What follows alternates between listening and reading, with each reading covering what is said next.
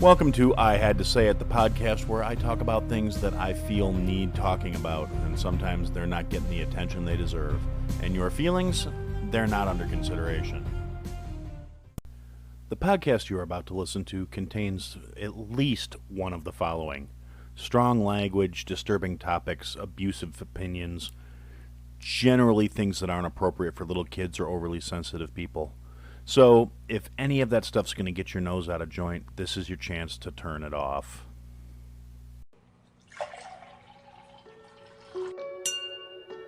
Hello, Twisted Humans. This is the podcast where two best friends chat true crime and have a glass or two of wine. I'm Alicia. And I'm Caitlin. And this is Twisted and Uncorked. So join us every week for Casual Tuesdays, where we release a new episode. We are now available on all platforms, including Spotify, Apple Podcasts, and Google Play. Rate, review, and subscribe. Cheers! Cheers! Hey everybody, welcome to another episode of I Had to Say It, and today I want to talk about something. The holidays are right around the corner. I've been saying this for the last few episodes, so if you've been listening to anything, I promise I'm not going back off on the same rails about something else. Everybody knows how I feel about supporting small businesses, supporting locally owned things, everybody that's trying to do what they got to do to get through this pandemic crap. And like everybody else, I've been spending way more time on social media than is probably good for me these days. Three-quarters of the country shut down for all practical purposes. There's not a lot of places we can go hang out and things to do right now, at least particularly not where I am. So I'm spending a lot of time on social media, and it is what it is. And I'm generally like to think I'm jaded enough to take everything I see with a grain of salt and still open-minded enough not to just flake about everything. And I've seen a lot of people making complaints about this kind of stuff, and it's a thing I think we need to talk about because it is kind of becoming the new norm, and until we get back to some semblance of regular life, it's going to be this way. And maybe a little forgiving and understanding would be a little more merited in this circumstance. And the thing I'm talking about is it's kind of a version of multi-level marketing. I mean, if we're being completely honest, that's what it is. A lot of people that are trying to figure out how to get stuff started from home and trying to develop some sort of income or some sort of base to create a business for themselves, trying to do something for themselves, trying to supplement their income because it's been cut, or replace their income because it's gone. And like I said, this is kind of a new normal as far as economic stuff goes, because in a lot of ways, considering the current circumstances of the world, it makes sense. A lot of these people don't have the resources to start a distribution from the ground up. They do not have the means to create their own product. And realistically, through a multi-level marketing strategy, they're kind of replacing the brick and mortar stores that we can't go to for certain things. And with the convenience and the ready accessibility of delivery services, online shopping, all these other things, it's really not as out of a business structure as it was in the past. There's a lot of stuff out there, and a lot of it is either being approached very badly due to inexperience and just not having a clue about what they're trying to do, or some people get pulled into these really shitty programs, these awful setups. And it happens, and it's out there, and we've all got these people that we know from whenever in our life, depending on where you are in your life right now. It could be people you went to school with a long time ago, or people you just saw a few weeks ago. We're all doing what we got to do to get by and to get along. And it used to kind of be a joke when things were normal, or quote-unquote normal in this world, and we all still were going to work, and people would joke about seeing people they went to high school with on whatever social media platform, trying to plug their new weight shedding teas and slimming body wraps and their different makeup tricks or whatever the case may be. There's a lot of products out there. There's a lot of services out there. It was kind of a running joke in our society that these were all like bored housewives trying to do something and make a little extra money, and soccer moms with nothing better to do, and people that were really popular in high school and never figured out how to function beyond that structure. So all of a sudden somebody you didn't talk to 10 years ago is sending you direct messages trying to sell you body wraps or whatever. And it was a thing, and we all would kind of chuckle and laugh about it and then go on about our days. And with everybody being in this completely fucked situation now where we're trying to deal with these things and trying to deal with the new normal and trying to keep what we've already worked for and had, a lot of us are finding ourselves in the position of entering into these kind of things. And the thing is, it's not always bad. It's not always a terrible thing. As much as the product itself, the way you're approaching it matters so much. You got people who have started using these products and honestly believe in them, and they're usually the best salespeople as far as these things go, because it's something they will personally testify to. Okay, I use this, it has changed my life in this way, that way, or whatever. But as often as not, that more goes to like lifestyle programs and things like that, where they're offering coaching services or things for general health, whether it's meal prep or vitamin supplements or meal substitution programs. Anytime you see somebody who's selling that stuff, there's a really good chance that it's because they started using it first and it actually worked for them. So you need to kind of take that into consideration. And before you start getting bent out of shape with people that are doing this, you need to step back and look at it.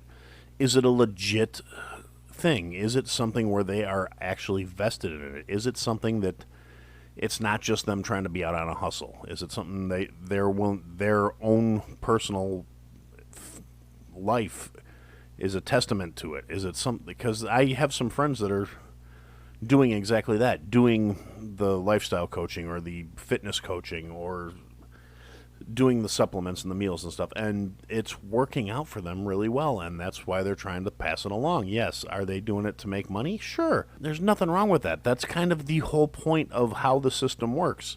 Not just on the MLM stuff, but in general, that's how consumerism works. Something works, you find it, you sell it to turn a profit. And based on merit, it's either going to succeed or fail. So I really don't understand why it is so many people are still acting like this is such a huge problem from that perspective. There are a lot of these good, solid programs and products out there, and they're plugged by decent people that are trying to either make a living or just, some of them are legitimately just doing it because they want to better other people's lives. Not everybody is a selfish sack of shit out there. There are people that have the desire to help others. They do exist. And beyond that, I think a lot of the problem comes in, like I said, initially, a lot of these products were pushed by people who were not necessarily perceived super favorably, especially the ones who decided they're going to go through social media and find people they were never particularly close with but had a passing acquaintance with and reach out to them out of left field like, hey, haven't seen you in 10 years, just thought I'd let you know. By the way, I'm doing this amazing new program. It's completely disingenuous.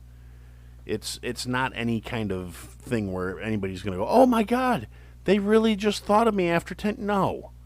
And most people are not dumb enough to think that way, where they're going to go, oh yeah, they're going to buy this. But that was a part of the joke too. A lot of us would look at it and go, how freaking stupid do you think I am? We weren't friends then. We're not friends now. I'm not going to just, hey, it's great to see you. You were popular 20 years ago. Let me buy some shit from you. So ultimately, if you do know somebody who's getting into one of these different setups, whether they're plugging nutritional items or, like I said, the fitness coaching, that's actually a big one as far as I can tell. I haven't done a whole lot of research into this kind of stuff because it's honestly just something that's never held any interest for me. beyond, like I said, getting invites from people I haven't talked to in 15 to 20 years that I couldn't have given a damn about back then, much less now. Like, hey, how you doing? I haven't talked to you in 20 years. Like, just like I said, they're reaching out to me, and then, like, the third sentence in whatever BS they're sending is, oh, by the way, check out this new program I'm in. It's so amazing. You know what? Get fucked. I mean, seriously. If we didn't hang out back in the day and you just come at me out of left field, I'm not going to answer you. Most people aren't going to answer you. And if that shit actually works, whoever you're talking to must have been desperate for your affection back then, because realistically, there's no other reason that that's going to work. And I think most of the people that think it is going to work are super delusional, whether it's because they were really popular back when, or at least they thought they were really popular, or they were in some clique that somehow held a lot more significance to their mind than it did to the rest of the world. And like I said, a lot of those people, to me at least, it seems like those are the ones that peaked in high school. Those are the people that at 45 with no kids are still going to the high school football games every Friday night to cheer on their home school. Is there anything wrong with being proud of your school or anything like that? No, there's not. But at a certain point, it just becomes a matter of, like, really? Your life has nothing else going on, where something that you were attached to 20 years ago is somehow still the most significant thing in your life? And I'm not trying to be a judgy asshole. I'm still happy when I hear my alma mater did well or whatever, but I don't base my life around it. I'm not making a point to go to every game that ever comes up. I mean, obviously, anybody that knows me knows I'm like 120 miles away from where I grew up. So, no, that's not going to happen. But I don't have any desire to be in that situation. And honestly, it wouldn't really matter if I lived down the block. I wouldn't still be going to high school football games on a Friday night. I'm sure I could find something better to do with my time. Particularly being as my kid's old enough to be out of high school. I'm way old enough to be out of high school. There's no reason for me to be there. Parents, friends, family that have students playing, yeah, sure, that makes perfect sense. But if your day-to-day life is so just blah that you don't feel the need to do something beyond a high school activity, it's really kind of sad. And I'm sure I'm probably going to lose some people there. I mean, not in the grand scheme of things, but at least at this point going to derail them possibly agreeing with me. Because to a lot of people, maybe that is something they enjoy doing. Maybe they could like going out to football games and cheering their old high school alma mater on or whatever. I've never been the one that understood that logic. After you're at a certain point in your life, it's cool to be supportive and all, but I really don't see how it should feature that prominently in what you're doing. But hey, that's just me. What do I know? Anyway, back to the whole marketing from home, MLM, however you want to look at it, whatever you want to call it. Like I said, it's not necessarily a bad thing. It's not always something that needs to just be derided and sneered at this point. It's a lot of people just trying to make ends meet, trying to get by, trying to get all their bills covered. And more so now than when this stuff started becoming more prevalent and more predominant. We need to look at it with a weathered eye. We need to look at it as what it is. Look at the product, not just the people that are pushing it.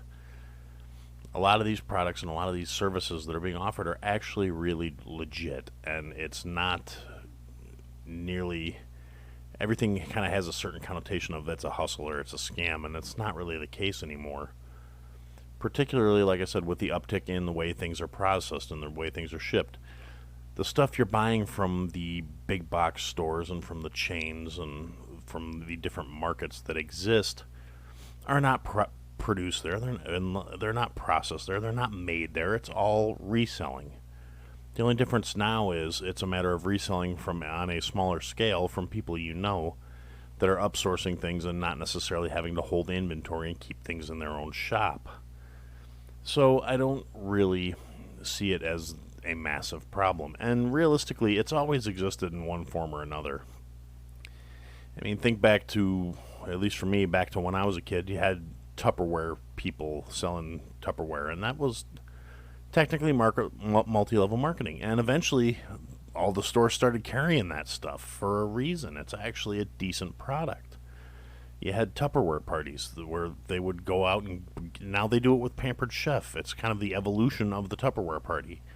And we had Mary Kay salespeople back in the day. I remember when I was a kid, and you'd occasionally see these big, bright pink Cadillacs because they were people that were selling just ridiculous amounts of this makeup by going to people's houses and door-to-door sales. And so really, I mean, this is a traditional thing. It's not like it's a new development. It's just a new format. And initially, I was actually, when I first started thinking about this and thinking about making an episode about it, I was actually kind of on the other side of the fence because I had just recently gotten a whole bunch of those, like, hey, I haven't seen you in 20 years.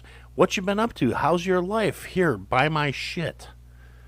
And so I was actually really kind of irritated when I started sitting down to think about this, but then I thought about it, and like everything, I tend to mull shit over a little too much, but I sat there and I thought about it, and I realized a bunch of people I do consider my friends are doing similar things.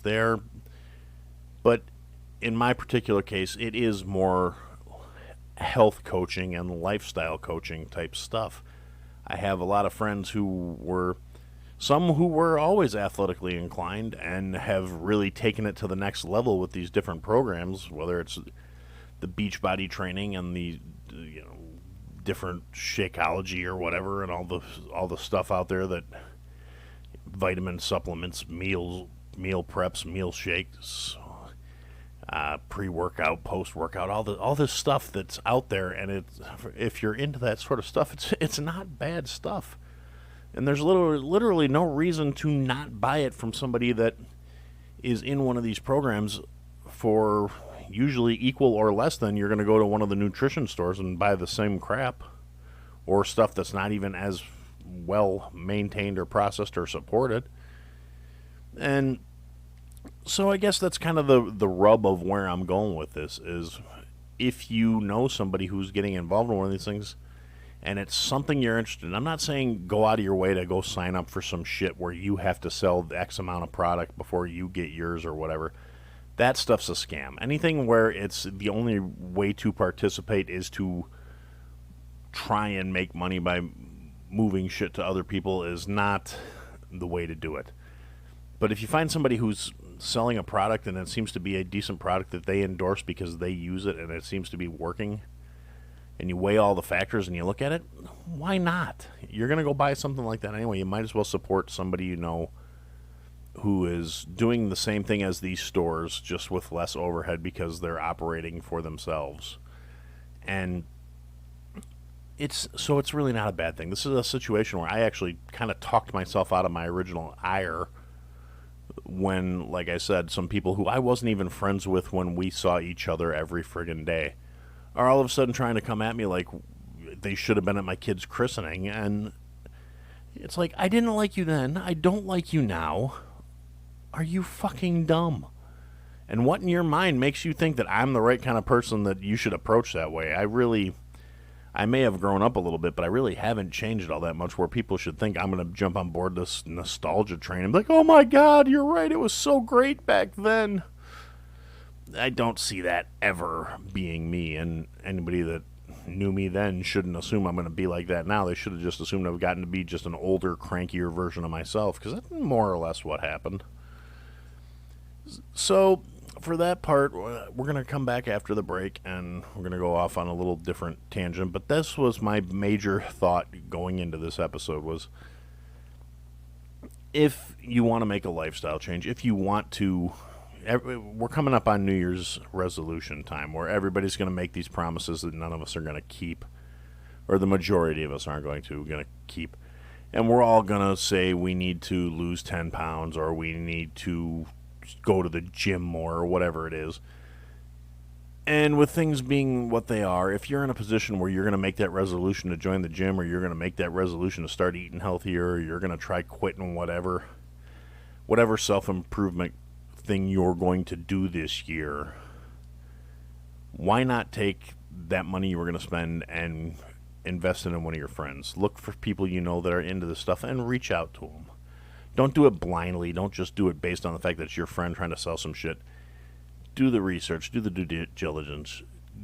find out what they're up to, find out what they're about, and if it's something you might be interested, go through them. Don't go to the stores that are big national chains. Don't go to, I mean, if you're going to go to a little mom and pop shop for something, that's an entirely different kettle of fish.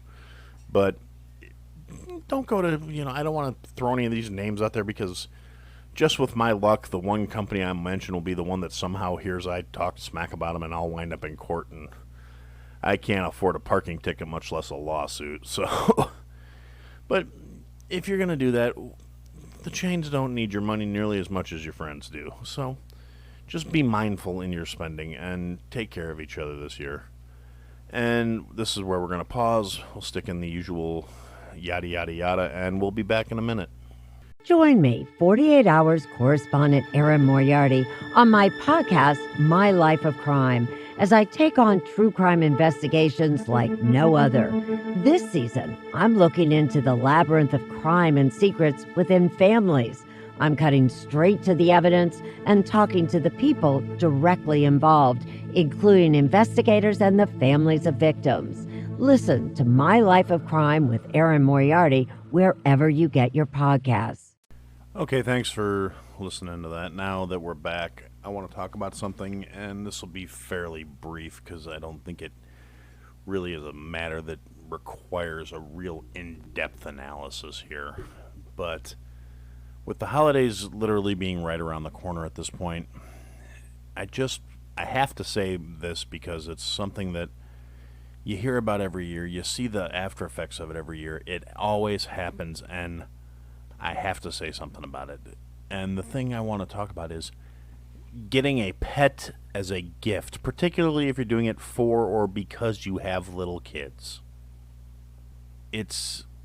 I'm all for pets. I think they enhance our lives, they enrich our lives. But the thing is, a pet is not a toy. A pet is not a plaything. It's not something you can get on a whim and casually cast aside. These are animals that, if anything higher order than like a goldfish, has at least a rudimentary sense of feelings and sensations. Whether you think that animals have a consciousness or not, the simple fact of the matter is they are still living beings and deserve to be treated with respect. They're not disposable. They're not toys. It is a commitment. It is a commitment of years. There is a degree of responsibility. You owe it to these animals that you are taking into your life. Animals aren't like shitty people. They don't just slough you off because of whatever. Particularly if you're going to get something like a puppy or a kitten or a bunny rabbit or even a bird, a chicken, whatever it is you decide you want to get, and bring it into. I've seen people get pets when they're in relationships and when they've moved in with somebody, or if they have kids. If you have little kids and you want to get a little animal, you're making a commitment. You're making that animal part of your life. It's going to imprint on you as its pack or its family, its herd, whatever you want to call it. It's not something you can just get rid of in any kind of good consciousness or good faith when it becomes inconvenient. And especially if you get puppies or kittens are a little more independent, a little more able to go off and be functional without you having to worry about it a lot. But a puppy in particular, and to another extent a bunny if you want to try and housebreak it, that requires a commitment and involvement and a lot of work. Getting a puppy trained to not be a destructive little wild animal takes time and involvement and patience and not being a shithead so the dog doesn't turn out to be an asshole. I mean, occasionally you get that one that no matter how good and gentle you are to it, it's going to come out weird because just like everybody else, they can get quirky personality issues too. But in general, if you take the time to properly raise and train your animals, they will be good animals. That's kind of how it works. That's why I don't believe that, dogs are vicious, horrible attack animals by nature. They're not. They're that way because they're raised by shitheads and neglected by shitheads. Just seeing how most animals, if they come from a neglected situation into somebody that just shows them the basic kindnesses, they will just completely love you and be so loyal to you, and it's ridiculous because they're not like us. They're not shitty people, and they don't deserve to be treated like a disposable plaything. So the big ask I'm going to put in here is, if you are going to make that commitment, you make that friggin' commitment. You're not just getting a thing. You're getting a living, breathing being. And they need to be treated as such, with respect, with dignity. If you can't handle it, if you're not prepared for it, don't do it because you want to see, oh, my kid's face is going to light up when they see this puppy. And then 6 weeks later, the kids lost interest because they're kids and they have the attention spans of frigging carp. And you're all of a sudden taking care of this animal. That's going to happen if you're buying a pet for your kid. If you're buying it for a little kid, you are going to be the one raising it. And you need to go in the door knowing that and not get all bent out of shape 6 weeks later because all of a sudden you're having to get up at 6:30 in the morning to go take the dog to take a leak and a little walk around the block instead of sleeping in on your day off. It is part of the deal. So if you're going to do these things and you're going to make these choices, go into it with your eyes open. Be prepared. Know what you're getting into so you're not one of those shitheads that's going back to the shelter 6 weeks after Christmas going, we said we were going to make this animal a part of our life, but we don't want it now. Or even worse, abandoning them or just leaving them out on the street somewhere. Especially little puppies that have no survival instinct, or little kittens that have no survival instinct, or little bunnies that you think you're going to do it a favor by letting it loose in the woods, and it's going to get killed immediately because it was born in captivity, it was raised in captivity, and it has no instincts to survive at that point. It's just like bottom rung mentality. Don't be shitty. And if you're not ready to make the time to commit and train, don't get a puppy because they're little and cute. Because those little balls of fluff grow up to be dogs, big dogs that have needs. If you get a dog that, look at what a cute little fluffy puppy is, and it's going to grow up to be a 120-pound animal, you need to keep that in mind when you're making your choices. If you don't want the big dog, don't get the little puppy because it's cute. Don't be shitty. And if you want a pet but you don't have the time to properly train one, or you don't have the time to invest to do that, go to the shelters. Find older dogs. Older dogs are overlooked so much, and they are so wonderful. They're just getting them out of that situation. They will love you forever, or at least the majority of them will. Like I said, there's always exceptions to the rule, but by and wide, these animals just need loving homes. And you can get one that's already housebroken, already trained, probably already microchipped and spayed or neutered. So all that stuff's covered already, and you don't even have to worry about that. And you'd be so much better off. Or you can get rescue dogs that were brought out of shitty situations and give them the lives that they should have, being loved and being in a family environment. Or even if you're by yourself and you need something to love. But go to the shelters, go to the rescues. Don't go to the pet stores. Don't go to the puppy mills. Don't encourage these people that shittily take advantage of animals and make them live in terrible, horrible conditions and overbreed them and inbreed them and get to look for these stupid little traits that wind up creating mutants that have genetic abnormalities and problems that are going to kill them. Our current dog, I love her dearly. We got her at a rescue, and the adoption fee was like $20. Something that was the best $20 I ever spent in my life. Seriously, she has been the best pet, the kind, loving companion, sweetheart. We got her. She was housebroken. She was trained, obedient. Her only real issue was she had been brought to the shelter and then adopted and then brought back to the shelter through no fault of her own, not due to any of her own behavior or anything like that, but because it was right around the time when the housing market was collapsing in the state of Illinois. She was originally taken to the shelter by her original owners because they lost their house, because they lost their jobs and had to leave the state and couldn't take her with. Got adopted almost immediately and got brought back 6 weeks later because these people lost their jobs and were going to lose their homes and where they were going, they couldn't keep her. And then by this point, she's 2 years old. My wife finds her. We check her out, wind up adopting her. And she's fantastic. She's the best behaved animal we've probably ever had. Her only real issue when we got her was due to the fact that she got taken there and then taken away and then taken back and then taken away. And As initially, it was kind of funny. We got her from the shelter. She ran out to the car, jumped right in the car, was all happy, oh boy. We got home. She jumped out of the car. Our cat at the time smacked her in the nose when she walked in the door, so she establishing dominance, I guess, whatever. They wound up getting along eventually. But it took us a little while to coax her back into the car because apparently she figured if she got back in the car, we were going to take her somewhere and she wasn't coming back. And that was kind of inconvenient because when we wanted to... Eventually we got her to like car rides too, though. Once she realized she wasn't going anywhere, she was stuck with us. And now she goes for rides and there's never an issue. And if we got to go to the vet or whatever, she just hops right in and that's that. And... that's an experience I don't deny anybody. I think every kid should have pets growing up. I think it makes them more empathic. It makes them better people to know and care for something besides themselves. And I completely encourage it. And so I just want to say, if you're thinking about it, we're down to the wire here. By the time this show posts, it's going to be 3 days to Christmas. If you're looking for a last-minute gift, and that's something you might be interested in, go to the rescue shelters. Make some animals' life. Make a holiday. Make it fantastic for them.